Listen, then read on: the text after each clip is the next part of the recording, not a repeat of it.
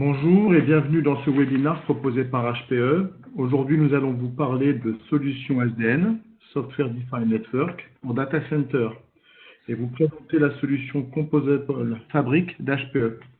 Je vais laisser la main à Olivier Valois. Oui, bonjour Michael, bonjour à tous, merci. Oui, donc Olivier Valois, société HPE, je représente en fait, je suis catégorie manager pour la France, pour la fabrique composable. Alors, qu'est-ce que c'est que la fabrique composable? En fait, l'objectif de cette solution, donc telle que l'a présentée Michael, solution de type fabrique SDN, l'objectif c'est vraiment de rendre l'hybride IT encore plus simple. Et vous allez voir un petit peu comment est-ce qu'on rend cette hybride IT encore plus simple. Ah, comment est-ce que je fais pour passer au slide d'après? C'est comme ça. Ah, bien. Excusez-moi, je ne sais pas comment passer sur le slide d'après. Voilà, comme ça. Oui, donc l'objectif en fait de cette nouvelle solution HPE, c'est de faire en sorte que l'expérience cloud soit la même pour les applications, quel que soit l'endroit où les applications sont déployées. Et par endroit, il faut comprendre un cloud public ou un cloud privé. On ne doit pas se poser de questions différentes a priori, en tout cas pour la partie réseau, selon que cette application est sur le cloud public ou sur le cloud privé. Par exemple, on ne doit pas se demander dans quel data center ma VM va être déployée, dans quel rack, sur quel VLAN, sur quel port de switch. Et surtout, on ne doit pas attendre plusieurs heures, voire plusieurs jours avant que cette VM soit opérationnelle. Alors, aujourd'hui, déployer une VM, donc du compute, du stockage, ça prend, on va dire, quelques secondes ou quelques minutes. C'est très rapide. En revanche, la connecter au réseau pour que depuis l'extérieur, on puisse y accéder et qu'on puisse faire toutes sortes de choses. Sur le cloud public, ça va très vite. Sur le cloud privé, souvent, ça peut être très très long. Et donc l'objectif vraiment, c'est de faire en sorte que ce temps, cette différence n'existe plus entre le cloud privé et le cloud public pour la partie connectivité réseau. Alors, en fait, l'idée, c'est vraiment toujours de fournir un service qui est le même, parce qu'aujourd'hui, les développeurs sont habitués à ce que tout soit disponible tout de suite, c'est-à-dire que quand ils ont besoin de déployer une application parce qu'ils ont développé leur application, ils veulent la tester, ils doivent déployer une infrastructure avec des ressources compute, des ressources stockage et du réseau. Il faut que ce soit disponible tout de suite et c'est en mode vraiment self-service. Et cette fonctionnalité-là doit être la même, quel que soit l'endroit, encore une fois, où on déploie ces infrastructures, cloud public ou cloud privé. Donc, notre objectif, en fait, c'est vraiment de faire en sorte que le réseau soit une ressource, disons, composable au même titre que les CPU dans un serveur ou au même titre que les disques ou des espaces disques dans une baie de stockage. Ce sont des ressources qui sont dans un pool et on va aller prendre dans ce pool, en fonction des besoins de l'application que l'on est en train de déployer, on va aller prendre des ressources de type CPU, de type stockage, mais également de type réseau. C'est vraiment l'objectif de la composable infrastructure. Un autre objectif, en fait, c'est quand même aussi de repenser les architectures dans le data center parce qu'elles ont été traditionnellement je dirais, déployées pour adresser un trafic que l'on dit nord-sud, c'est-à-dire un trafic qui venait des utilisateurs, qui rentrait dans le data center par le WAN, qui accédait sur un core switch data center, qui traversait les différentes couches d'agrégation, de top of rack, qui arrivait ensuite sur le serveur traitait la requête et répondait. Donc c'est un trafic qui descendait dans le data center et qui remontait, ce qu'on appelle le trafic nord-sud. Et depuis pas mal d'années maintenant, la façon dont les applications sont développées, le trafic est essentiellement est-ouest dans le data center. Alors, il y a toujours du nord-sud, mais il y a aussi beaucoup d'est-ouest, du trafic entre les serveurs, du machine-to-machine trafic. Et en fait, statistiquement, ça représente quand même l'essentiel du trafic aujourd'hui dans les data centers, je dirais, modernes. Et les architectures ont très peu évolué ces dernières années pour adresser correctement cette nouvelle typologie de trafic. On continue à avoir une architecture en plusieurs réseaux, j'entends, à plusieurs niveaux pour adresser historiquement le trafic justement nord-sud, mais ça adresse également le trafic est-ouest. Le trafic machine-to-machine fonctionne correctement, mais il n'est pas optimisé. Et donc l'objectif de la fabrique composable, c'est vraiment également d'optimiser ce trafic est-ouest. Donc en fait, on a j'ai développé une solution de Composable Fabric qui complète le portefeuille Composable Infrastructure. C'est-à-dire qu'aujourd'hui, on avait déjà, grâce à la plateforme Synergy, cette capacité à avoir des pools de ressources, réseau, compute et stockage que l'on mettait à disposition de gérer des applications à la demande. Dès qu'une application devait être déployée, on allait gérer le OneView, éventuellement OneSphere via OneView, aller programmer en fait l'infrastructure et aller prendre dans les pools pour composer l'infrastructure. Cette fonctionnalité-là, en fait, on l'a étendue grâce à Composable Fabric aux environnements de type serveur rack ou serveur bare metal. Voilà. Alors, qu'est-ce qu'il y a au cœur de cette solution? Il y a, je dirais, ce qu'on appelle les affinités. En fait, les affinités, il faut comprendre ça par je dirais qu'on pourrait résumer ça aux applications. Les applications sont composées de serveurs, d'entités de stockage, qui ont des affinités. Elles ont, par affinité, il faut comprendre qu'elles échangent beaucoup de trafic, ou elles échangent du trafic, en tout cas, donc elles échangent des paquets, plus ou moins beaucoup. Et donc ça, ces applications-là ont des affinités et elles ont également des intentions, c'est-à-dire qu'elles ont des besoins réseau. Les besoins réseau peuvent être des besoins de type bande passante, peuvent être des besoins de type latence, des besoins de type connectivité. Est-ce que j'ai besoin d'un réseau dédié, sécurisé, sur lequel il n'y a aucun autre trafic, par exemple, qui va passer? Voilà le type de besoin, donc d'intention dont les applications ont. Et enfin, il y a la fabrique, le contrôleur SDN, donc c'est la partie droite du slide, la partie verte. C'est la fabrique, et c'est là qu'il y a une intelligence en fait qui va aller programmer la fabrique, qui va aller, je dirais, qui va mettre en adéquation, c'est ce qu'on appelle le fitting dans la solution, qui va en fait programmer la fabrique en fonction des affinités, de leurs besoins réseau et également des ressources réseau que l'on a dans la fabrique, c'est-à-dire quelles sont les ressources réseau qu'on a dans une fabrique. On a des switches, on a des liens, on a de la bande passante, on a de la latence. Et on va donc mettre tout ça en adéquation et aller programmer la fabrique dynamiquement en fonction des besoins des applications. Et qui dit programmer dit aussi potentiellement la déprogrammer. C'est-à-dire quand une application est déconfigurée, je dirais au niveau compute et stockage, on n'a plus besoin des ressources réseau qui étaient liées à cette application ou à ses affinités. Et on va déprogrammer la fabrique et libérer des ressources réseau que l'on va remettre dans le pool. Et tout ça, en fait, ça fait c'est une automatisation vraiment de bout en bout. C'est vraiment l'objectif. Le maître mot, quand même, dans cette solution, on parle de solution SDN, c'est simplicité. Simplicité notamment via l'automatisation. C'est-à-dire qu'on va essayer de minimiser au maximum les interventions manuelles d'administrateurs.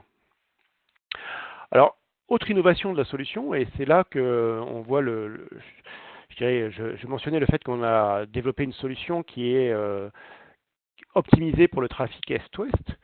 Donc là, je vais représenter une petite fabrique avec 9 switches.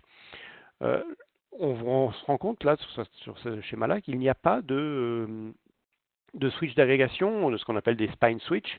On n'a que en général, on appelle ça des leafs ou des switches d'accès ou des top of rack. En fait, on a tendance, nous, à plutôt appeler ça des rack connectivity modules, donc des modules de connectivité pour les racks. Parce qu'en fait, ce sont vraiment des modules sur lesquels on va connecter les serveurs et sur lesquels on va déployer des services réseau à la demande des applications. Alors, c'est optimisé pour le trafic Est-Ouest parce que, en fait, comme c'est un maillage, là, comme on a 9 switches, on peut se permettre de faire un maillage total. On pourrait faire un maillage partiel aussi. Quand on commence à avoir beaucoup plus de switches que 9, on va faire un maillage partiel de tous ces switches.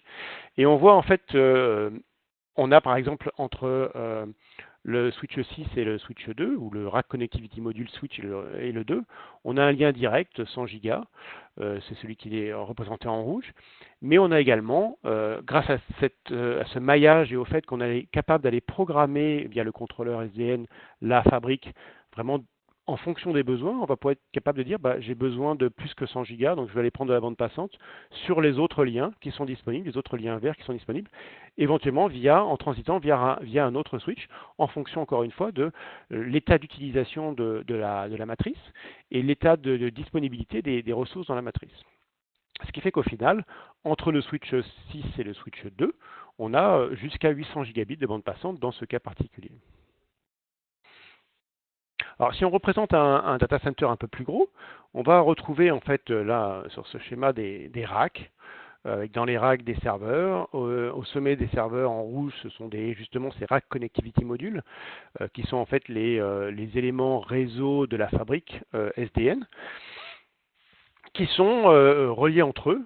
Donc là, on a un maillage partiel des switches, parce qu'en fait, on ne peut pas avoir un module connecté à l'ensemble des modules, puisqu'il n'y a pas assez de ports pour, de manière évidente pour connecter ce module à tous les autres, mais on va le connecter à tous ses voisins les plus proches, 3-4 voisins les plus proches, et ainsi de proche en proche, ce qui permet en fait d'avoir un maillage partiel entre tous les switches, et surtout un très très très grand nombre de chemins possibles entre un switch et un autre. On va avoir parfois des chemins directs, parfois un chemin avec un saut, parfois avec 2 sauts, mais si on veut, parce qu'on n'a pas besoin d'avoir une faible latence pour une application donnée, on pourra décider de prendre d'autres chemins qui sont disponibles dans la fabrique, éventuellement avec 3 sauts, 4 sauts. Si la latence n'est pas importante, c'est tout à fait possible. Le contrôleur SDN a l'intelligence en fait des applications qui sont connectées à la fabrique, de l'utilisation des liens réseau, et est capable d'aller programmer de nouveaux liens qui seraient potentiellement beaucoup plus disponibles que d'autres pour des nouvelles applications qui arriveraient sur la fabrique. Et donc, ce que l'on va, de manière ultime, ce que l'on va pouvoir être capable de proposer aux applications, c'est une infrastructure en fait qui est un peu, je dirais, qui est dédiée pour les applications. On va être capable de dire tel et tel lien, par exemple, sont dédiés pour l'application Hadoop. Pour toute la partie vSAN d'un environnement VMware, c'est du stockage. Donc, on va dire toutes les machines qui sont connectées au réseau vSAN, on va leur réserver des chemins bien particuliers dans la matrice, et de manière dynamique. C'est-à-dire que si une machine est déplacée via un vMotion, qu'elle se retrouve connectée ailleurs dans la matrice, en fait, ce port-là de la matrice sur lequel cette machine a été déplacée va à nouveau être connecté à l'environnement VMware vSAN, et aura à nouveau des ressources dédiées, des chemins dédiés pour accéder aux autres machines de cet environnement-là. Donc on a vraiment cette capacité à programmer la fabrique par application, à être capable de fournir vraiment des ressources plus ou moins dédiées aux différentes applications en fonction de leurs besoins. Et tout ça, en fait, c'est pas entre guillemets un humain qui le fait. C'est pas un opérateur réseau, c'est le contrôleur SDN qui a l'intelligence en fait embarquée, qui connaît certaines des applications, qui a donc ce qu'on appelle des packs d'intégration pour VMware, pour SimpliVity, pour Kubernetes, pour OpenShift, pour VMware, donc vCenter, VMware NSX également, et on développe d'autres packs, et on a la capacité à donner à des utilisateurs de cette solution, ils peuvent développer leur propre pack d'intégration et les embarquer dans le contrôleur SDN. Et donc le contrôleur SDN, ensuite, grâce à ces packs d'intégration, il a l'intelligence, la connaissance de l'environnement et l'intelligence de savoir entre tel port VM-kernel adapteur de vSAN et tel autre, c'est du stockage puisque c'est du vSAN. Je sais sur quel VLAN ces ports-là sont connectés parce que je le découvre via l'intégration avec VMware, et du coup je vais pouvoir auto-provisionner sur les ports de ma fabrique les bons VLAN. Si il y a des liens agrégés, je vais auto-provisionner les liens agrégés, et je vais fournir dans la matrice des chemins dédiés, des chemins, vraiment des liens 10 gigabits par exemple, vraiment dédiés pour la partie vSAN. Et ça, j'ai donné l'exemple de vSAN, mais ensuite, d'ailleurs, on peut aussi programmer soi-même sa fabrique en disant j'ai tel et tel et tel et tel serveur qui ont des affinités ensemble. J'ai pas de pack d'intégration pré-disponible dans le contrôleur SDN, mais je vais définir mes affinités, quelles sont les intentions que je veux pour ces affinités-là, et je vais mettre ça dans le Composable Fabric Manager, donc le contrôleur SDN, qui va aller reprogrammer la fabrique en fonction de ces nouvelles affinités que moi, administrateur réseau ou administrateur système, j'ai demandé au Composable Fabric Manager de mettre en place sur la fabrique. Alors, à quoi ressemble la solution ? Elle est composée en fait essentiellement de 2 éléments. la partie Composable Fabric que l'on retrouve en bas avec des équipements qui ressemblent à des switches Ethernet, à des top of rack, qui sont vraiment des modules de connectivité de rack. C'est ce qu'on appelle le plan de données ou le data plane dans le monde réseau traditionnel. Et au-dessus, donc Composable Fabric Manager, c'est le contrôleur SDN, c'est le plan de contrôle, le plan de gestion, le plan d'intégration également avec l'environnement extérieur. Donc, en bas, on va délivrer les intentions et au-dessus, on va capturer les intentions. Donc, on va capturer les besoins réseau. On va les capturer via les packs d'intégration que je mentionnais tout à l'heure avec VMware NSX, VMware vCenter, avec la partie Docker, etc., et SimpliVity par exemple, et d'autres qui sont en cours de développement. On va capturer également les besoins via de la programmation Python qui arriverait via les API. On va capturer les intentions via l'interface graphique, c'est-à-dire que via l'interface graphique, on va être capable en tant qu'administrateur de dire j'ai telle et telle machine qui ont des affinités et elles ont des besoins bien particuliers, donc elles ont des intentions. Alors c'est un peu plus bizarre comme terme, mais on va dire qu'elles ont des besoins bien particuliers. Donc on va pouvoir programmer ça dans la fabrique. On va demander au Composable Fabric Manager de déployer ces affinités-là. Donc voilà, le CFM va capturer donc les différentes intentions qui viennent de différentes sources et va ensuite aller programmer tous ces réseaux, tous ces besoins dans la fabrique en fonction du nombre de switches que l'on a, en fonction du nombre de liens que l'on a. Et donc, de telle façon que la partie Composable Fabric, donc la partie vraiment plan de données, délivre les intentions et donc est capable d'aller programmer des chemins entre les différentes machines qui ont des affinités entre elles. Alors, quels sont les bénéfices pour l'entreprise qui utilise cette solution-là? Je dirais qu'il y a moins de switch, il y a moins de complexité, il y a plus de bandes passantes, plus de sécurité et plus d'automatisation. Alors, c'est un petit peu une liste à l'après-vert, mais c'est réellement ça. C'est-à-dire qu'on n'a pas de switch d'agrégation. Là, on remarque c'est une matrice de commutation avec des switches qui ressemblent à des top of rack. Dans une architecture traditionnelle, les switches en question sont connectés sur une couche d'agrégation, voire sur une couche de cœur. Là, on n'en a pas besoin. En fait, on n'a pas de switch d'agrégation. Les commutateurs les switches sont connectés entre eux et avec des ports dits de fabrique. Et ces ports-là, en fait, vont former la fabrique. Donc, on va économiser les switches, moins de complexité pour les mêmes raisons. En fait, il n'y a pas de protocole compliqué, ou pas compliqué, mais des protocoles un peu traditionnels de type spanning tree, de type routage, de type VRF, etc., de type VXLAN.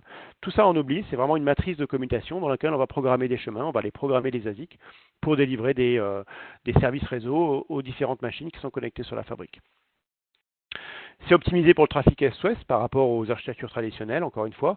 Dans la plupart des cas, on va avoir un chemin direct, donc un lien direct, c'est-à-dire de switch à switch, sans passer par les switches intermédiaires, entre deux racks. Et ça, c'est relativement unique. Encore une fois, dans une architecture traditionnelle, pour aller d'un rack à un autre, il va falloir remonter sur une couche d'agrégation, sur un switch qui potentiellement a pas mal de latence en général, pour redescendre ensuite dans le rack. Donc on optimise le trafic Est-Ouest. On est capable de délivrer donc des réseaux par application. C'est vraiment aussi l'objectif, c'est qu'on oublie le concept traditionnel où on a un réseau sur lequel on va mettre un petit peu tout le monde et puis tout le monde va se battre en gros pour les ressources de bande passante. Tout le monde utilise les mêmes chemins parce que c'est un petit peu comme ça que les réseaux traditionnels fonctionnent. Là, c'est pas du tout le cas. On va faire en sorte que les machines, que les machines qui sont connectées à la fabrique aient des chemins programmés dans la fabrique de telle façon qu'il n'y ait pas de concurrence, ou à moins pas de concurrence au maximum, entre les différentes applications. Donc c'est vraiment, encore une fois, radicalement différent de ce que l'on a toujours fait, ce que l'on a fait depuis maintenant 25 à 30 ans. On est capable d'aller programmer dans la fabrique tous les chemins disponibles. On va vraiment utiliser l'ensemble de la bande passante qui est disponible dans la fabrique. Et tout ça, en fait, de manière, automatique. C'est-à-dire que c'est beaucoup le contrôleur SDN qui va programmer la fabrique Donc il va aller programmer les switches, qui va leur dire quel chemin utiliser pour quel type d'application, qui va configurer ce qu'on appelle les liens agrégés, qui va configurer les VLAN de manière totalement automatique grâce à la connaissance de l'environnement qui est connecté sur la fabrique. Donc on va économiser vraiment beaucoup je dirais, de temps d'administration pour les administrateurs réseau. Autre je dirais, bénéfice, c'est la capacité en fait d'optimiser l'espace dans les racks, parce que traditionnellement, on a tendance à mettre des machines qui dialoguent ensemble dans le même rack, parce qu'elles font partie d'une même application. Alors, on pourrait appeler ça une affinité. Donc, c'est souvent aussi lié au VLAN, c'est-à-dire qu'on va mettre le VLAN vert dans un rack, le VLAN bleu dans un autre rack. C'est beaucoup plus, je dirais, confortable pour les administrateurs réseau d'avoir ce genre de solution plutôt que d'avoir les VLAN répartis sur l'ensemble des racks, parce que ça nécessite de mettre en place soit du spanning tree, soit des protocoles plus compliqués de type VXLAN, EVPN pour être capable de délivrer ce genre de solution. Donc traditionnellement, ce qu'on essaie de faire, c'est de faire en sorte que les machines qui sont dans les mêmes VLAN vont être dans les mêmes racks. Ce qui engendre en fait, selon les applications, selon les VLAN, un taux d'utilisation ou un taux de remplissage des racks qui n'est pas forcément optimal, qui est même souvent, on va dire, suboptimal, avec des racks qui seront très remplis et des racks qui ne seront pas remplis du tout.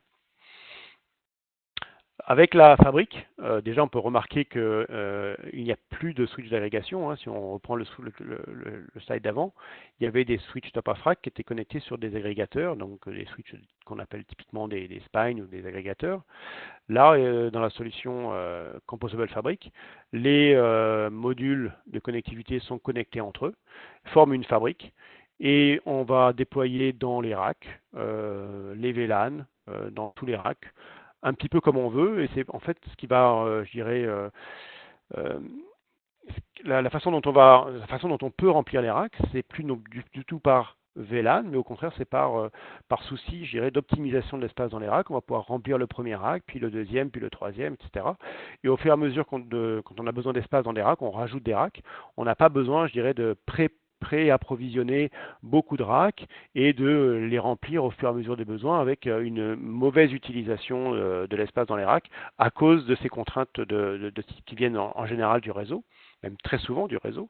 Là, vraiment, on peut déployer les VLAN n'importe où, déployer les machines n'importe où dans les racks, et c'est la fabrique qui va vraiment se débrouiller pour faire en sorte que les machines qui sont dans le VLAN vert communiquent ensemble avec, des services réseau optimisés pour ce VLAN.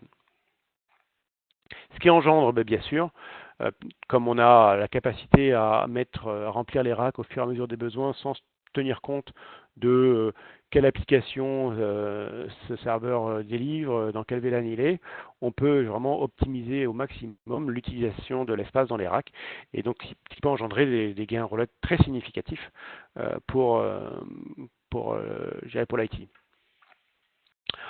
Autre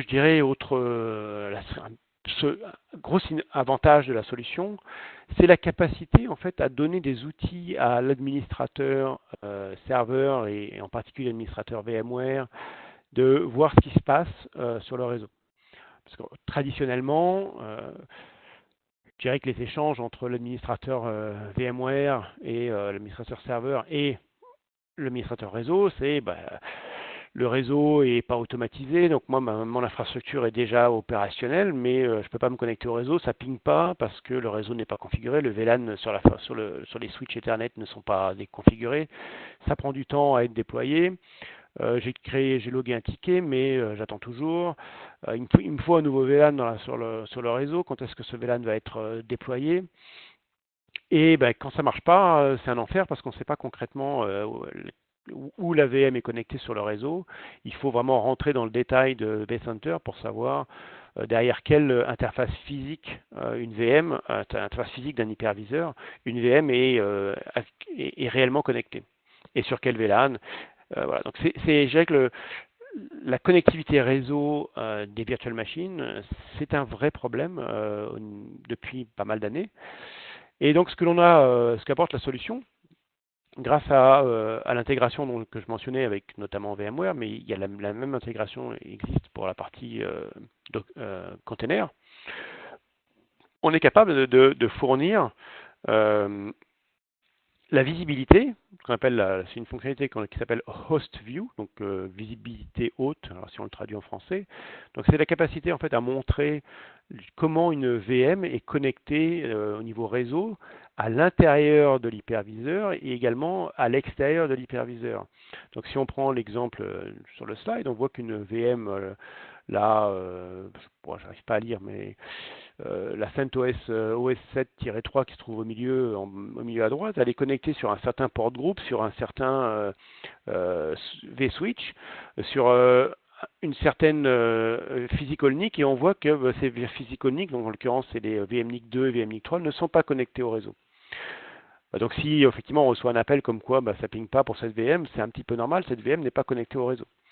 Si on prend une VM qui se trouve un peu plus haut, on voit en suivant le chemin que une VM, là, la première, elle est connectée sur le VLAN 876, sur le vSwitch 2, sur l'interface physique VMNIC 1, qui elle-même est connectée au port 2 du switch 4. Donc le switch 4, c'est le module de connectivité en rack, c'est le Composable Fabric module. Et donc on sait exactement comment cette VM est connectée sur la fabrique réseau. Et alors, l'intelligence de la solution, si on décide que cette fabrique s'auto-configure, on est capable de dire au moment où on va configurer le Composable Fabric Manager, on va lui dire pour VMware, tu vas automatiser la configuration des VLAN. Et donc si je déplace ma VM d'un VLAN 876 sur un autre VLAN, si je change le VLAN 876 sur le vSwitch et que je mets un autre numéro de VLAN, dans une architecture traditionnelle, il n'y a plus rien qui ping. La connectivité est coupée entre l'hyperviseur sur ce VLAN-là et le reste du réseau. Grâce à l'automatisation, le VLAN, en fait, il est propagé automatiquement sur les ports du milieu, les ports de la fabrique. Idem pour la partie lien agrégé et idem pour la partie vSAN. C'est-à-dire que par la partie vSAN, on va être capable de dire ce VM Canal Adapter, il est connecté à un environnement, c'est lui qui fournit la fonctionnalité vSAN, il est sur tel VLAN, il est connecté physiquement sur tel switch dans ma fabrique, et donc ce switch-là, ce port de ma fabrique, je vais lui mettre le VLAN qui va bien pour le réseau vSAN, et je vais faire en sorte qu'il soit connecté aux autres environnements, aux autres, canal adapteur qui participe au vSAN, et je vais créer dans ma fabrique des chemins dédiés pour ces ressources, pour faire en sorte que mon trafic vSAN soit isolé du reste des trafics applicatifs. Alors, si on, de manière un petit peu évidente, j'ai parlé d'automatisation, j'ai parlé d'autoconfiguration. Donc, les gains évidents de cette solution-là, c'est vraiment tous les gains de changement manuel qui sont réalisés lors d'opérations de type ajout ou clonage d'une machine virtuelle. Dans une solution hyper convergée traditionnelle, il y aura une chose à faire quand même au niveau manuellement au niveau du réseau. Sur une solution de type Composable Fabric, c'est automatique, il n'y a rien à faire. Si on veut modifier les paramètres d'une VM ou d'une interface réseau dans un environnement traditionnel, 2 étapes. Alors 2 étapes, vous allez me dire, c'est pas grand-chose. Ça peut prendre quelques secondes, ça peut prendre peut-être 1 ou 2 minutes, mais ça peut aussi générer beaucoup plus de problèmes, beaucoup plus de temps, parce qu'une intervention manuelle, ça peut aussi être une intervention qui est mal faite, avec une mauvaise configuration, qui génère donc des alarmes, qui génère des erreurs, et du temps à passer pour corriger le problème. Et donc voilà, on voit sur ce slide quelques exemples où clairement, on se rend compte qu'on va économiser selon le type d'opération et un petit peu ou énormément d'opérations manuelles. Et encore une fois, qui dit opération manuelle dit potentiellement erreur manuelle et tout le temps de régler le problème induit par ces erreurs. Alors comment la fabrique composable se décline dans le portefeuille HPE? Alors, trois solutions principalement aujourd'hui dans le portefeuille HPE. La première, c'est pour SimpliVity, donc solution hyper convergée.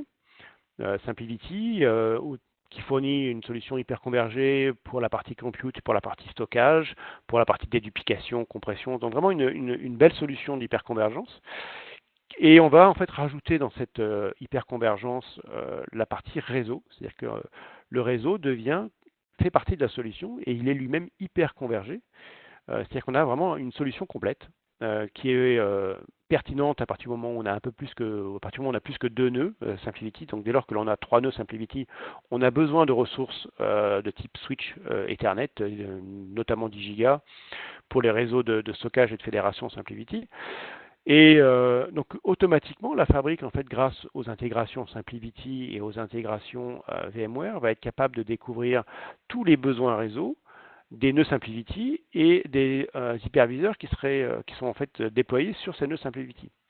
Donc on va automatiquement programmer tous les réseaux, y compris notamment les réseaux de fédération et SimpliVity, mais les réseaux également de stockage vSAN. Tout ça, ça se fait de manière automatique, donc on gagne énormément de temps. Donc c'est vraiment une très belle solution pour compléter SimpliVity. Donc ça, c'est disponible depuis début décembre. Et vous aviez vu tout à l'heure sur un slide, on voyait quand je montrais un petit peu la visualisation au niveau d'un hyperviseur pour voir la connectivité réseau entre une VM et la fabrique. En fait, cette visibilité-là, elle est directement disponible dans vCenter. C'est-à-dire que dans vCenter, quand on installe ce pack d'intégration entre la fabrique composable et vCenter, on a une entrée dans le menu qui s'appelait en fait PlexiConnect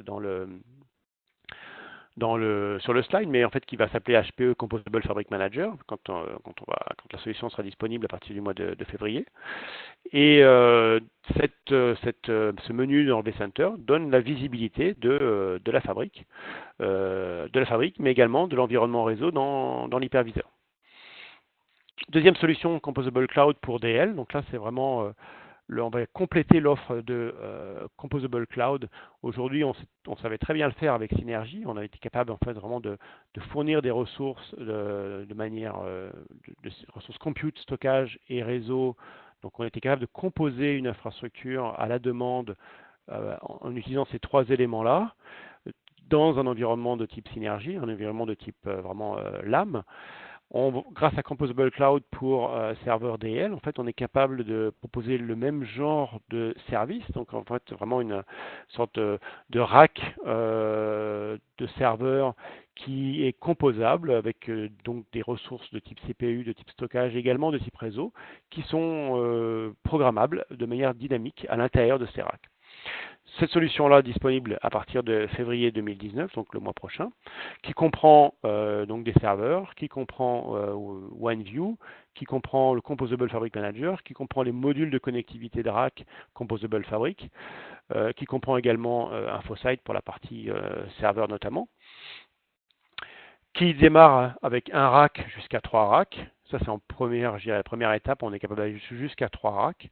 Et l'étape d'après, c'est d'être capable de rajouter plus que 3 racks pour vraiment construire un gros îlot, on va dire Software Defined Network ou Software Defined Data Center à l'intérieur, par exemple, d'un centre de données un peu plus traditionnel où on va avoir il y a des applications de type traditionnel, un réseau traditionnel, et on peut construire à côté de ça, en fait, un îlot vraiment Software Defined Data Center, dans lequel on va implémenter les nouvelles fonctionnalités de programmation de l'infrastructure via des contrôleurs logiciels. La troisième solution, Composable Fabric Attach, en fait, c'est un petit peu pour toutes les autres solutions HPE, notamment Nimble Storage, 3 parts, Apollo, et qui n'ont pas aujourd'hui de pack d'intégration disponible dans la Composable Fabric Manager. On est tout à fait capable aujourd'hui de connecter ces solutions-là sur la fabrique et d'aller configurer dans la fabrique des affinités et dire ça c'est du Nimble, voilà quels sont les besoins réseau entre les machines en particulier, et la fabrique et le contrôleur va aller programmer ses intentions dans la fabrique en fonction, encore une fois, des ressources qui sont disponibles dans la fabrique. Alors en conclusion, je dirais qu'il y a plus énormément d'avantages pour cette solution-là. C'est au niveau CAPEX, déjà, on économise des switches, donc il n'y a pas de switch d'agrégation, pas de spine. L'autre point, c'est la capacité vraiment de faire ce qu'on appelle, en anglais, c'est du scale out. On peut aussi dire du pay as you grow. Alors, je ne sais pas comment trop le traduire en français, mais en gros, on peut démarrer petit et grossir en fonction des besoins. Alors, on le fait directement au niveau des modules de commutation, modules de connectivité, parce qu'on a un système de licensing qui est fait en fait au niveau du port ou au niveau d'un certain groupe de ports, hein. Donc on peut vraiment grossir en fonction des besoins. Et on peut aussi grossir au niveau du switch, c'est-à-dire qu'on n'a pas besoin de démarrer avec un certain nombre de switches et des switches d'agrégation pour être capable de prévoir l'avenir et d'éviter d'avoir des changements compliqués à faire dans le réseau si on a de plus en plus de serveurs à connecter. Non, là c'est pour ajouter un switch dans la fabrique, c'est très très simple. On va juste connecter le switch à la fabrique et il va récupérer de la fabrique toute la connaissance de l'environnement de la fabrique sans avoir à configurer quoi que ce soit. Donc on peut vraiment grossir, connecter un nouveau rack de manière très très facile sur une fabrique existante. Donc on peut vraiment grossir progressivement en fonction des besoins. Au niveau OPEX, en fait, on va retrouver toutes les économies réalisées grâce à l'automatisation de la fabrique. Donc l'automatisation au niveau configuration des VLAN, configuration des liens agrégés, donc LACP, la capacité à programmer des ressources dédiées dans la fabrique. Encore une fois, ça c'est automatique, mais en plus c'est quelque chose qui est difficilement réalisable, voire quasi impossible dans une infrastructure traditionnelle, Spanning Tree ou même un peu plus moderne où on va implémenter du VXLAN, VPN, des réseaux Spine-Leaf. C'est très très dur, voire impossible d'aller dire telle ressource, je vais lui donner vraiment des ressources dédiées physiquement dans ma fabrique. On va être capable de dire c'est tel VLAN, ce VLAN-là il utilise un tunnel VXLAN qui lui est dédié, mais par contre ce tunnel il va utiliser des liens qui eux-mêmes sont utilisés par d'autres applications et il y a une compétition pour la bande passante pour les ressources réseau entre les différentes applications. Tout ça on oublie avec la fabrique composable parce qu'en fait on va programmer dans la fabrique des ressources dédiées pour les applications qui ont besoin de services, je dirais, haute performance. On va également, je dirais, économiser en termes d'OPEX grâce aux API qui sont au cœur de l'ensemble de la solution. C'est que toute la solution est basée sur des API, les RESTful API, où on va être capable du coup de programmer la fabrique via les API, donc via des orchestrateurs et autres solutions d'administration, vont être capables d'aller programmer la fabrique, d'aller programmer leurs propres affinités, ou un client lui-même pourrait tout à fait imaginer de développer sa propre intégration et via les API d'aller programmer la fabrique pour que la fabrique prenne en compte ses affinités, ses intentions d'une application peut-être métier et délivre dans la fabrique les ressources réseau pour cette application métier. Enfin, en termes de maintenance, de dépannage, on va économiser énormément de temps grâce à la visibilité des environnements virtualisés. Cette capacité à aller montrer précisément comment une VM est connectée à l'intérieur d'un hyperviseur, encore une fois, sur quel VLAN, sur quel port group, sur quel virtual switch, sur quelle interface physique de l'hyperviseur cette VM est connectée de bout en bout, et également à l'extérieur, où est-ce qu'elle est connectée sur la fabrique, et est-ce qu'il y a effectivement connectivité de bout en bout, ou est-ce qu'il manque une configuration quelque part, ou est-ce qu'il y a un lien qui est coupé. Toute cette visibilité des environnements virtualisés apporte énormément d'avantages et faire économiser beaucoup de temps d'administration et de discussion et de maintenance pour les administrateurs réseau et pour les administrateurs serveurs également.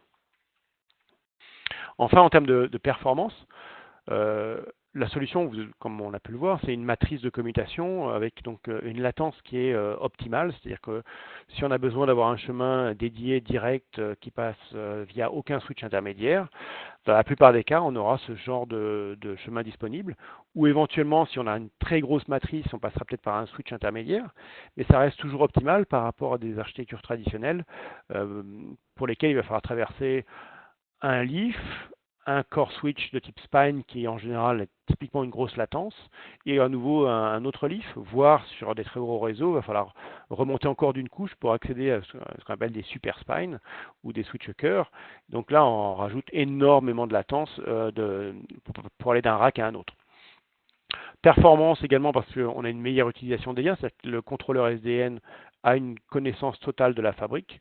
C'est quels sont les switches qui sont disponibles dans la fabrique, quels sont les liens qui forment la fabrique, quelles sont les utilisations de ces liens, et donc quels sont les liens qui sont disponibles, qui dans une architecture traditionnelle ne seraient pas utilisés parce que les protocoles ne l'autorisent pas, les protocoles traditionnels. Là, en fait, on n'a pas tous ces protocoles-là, toutes ces limitations qui viennent en fait de 30, 40 ans de réseau. On va aller juste programmer la fabrique pour utiliser les liens qui sont disponibles, aussi simple que ça. Et enfin, la performance vient aussi du fait que on va être capable de délivrer vraiment pour les applications, les services réseau dont ces applications ont besoin, ce que l'on appelle les intentions. Alors, juste pour conclure, j'ai voulu essayer d'imager un petit peu de quoi on parle avec la fabrique composable. Si on revient il y a 30 ans, 40 ans, pour trouver son chemin, on prenait une carte papier et on trouvait son chemin sur cette carte papier. Depuis, on a inventé le GPS. Le GPS a quand même beaucoup simplifié la vie. On l'utilise quand même énormément maintenant. Il y a toujours des gens qui utilisent des cartes papier. Personnellement, pour faire de la randonnée, j'adore toujours les cartes papier au 25 millième. C'est quand même toujours très sympathique à toucher. Mais voilà, on a le GPS qui existe un peu partout, qui est déployé sur les téléphones mobiles, dans les voitures, sur les ordinateurs. Voilà, c'est disponible partout. Aujourd'hui, c'est, je dirais, un petit peu peut-être les réseaux, les VXLAN, le VPN, le réseau moderne, c'est le GPS, mais qui donne je dirais, une visibilité, une précision qui est relativement, je dirais, faible. C'est-à-dire qu'on va je dirais, une précision de l'ordre de 5 mètres, 10 mètres. Avec la fabrique composable, en fait, on est passé vraiment au GPS de nouvelle génération, Galileo, où on a toujours cette simplicité, mais on a une précision de l'ordre de 50 cm. On sait exactement dans la fabrique qu'est-ce qui est disponible comme ressource, quels sont les chemins disponibles, et on va aller programmer, vraiment dans la fabrique, des chemins pour les applications en fonction de ce qui est disponible. Et ça avec une précision de l'ordre de, encore une fois, là, dans le cadre de Galileo de 50 cm, mais nous, c'est de l'ordre de, voilà, tous les liens sont disponibles dans la fabrique. On va aller programmer les liens en fonction de ce qui est disponible et en fonction des besoins, des intentions qui ont été programmées dans la fabrique via les affinités. Donc voilà, c'est ceci qui conclut ma présentation. Je vous remercie et je vais regarder un petit peu si dans le chat s'il y a des questions. A priori, je ne vois pas de questions. Est-ce que vous avez des questions? Vous pouvez les poser donc à travers le chat.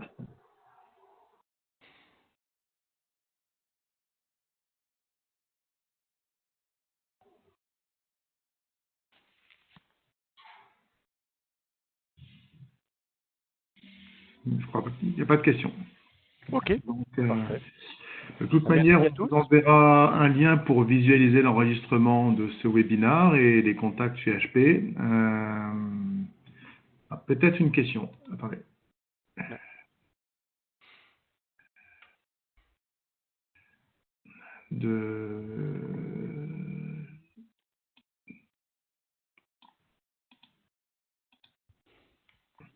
Non, alors je ne le vois pas. Ok.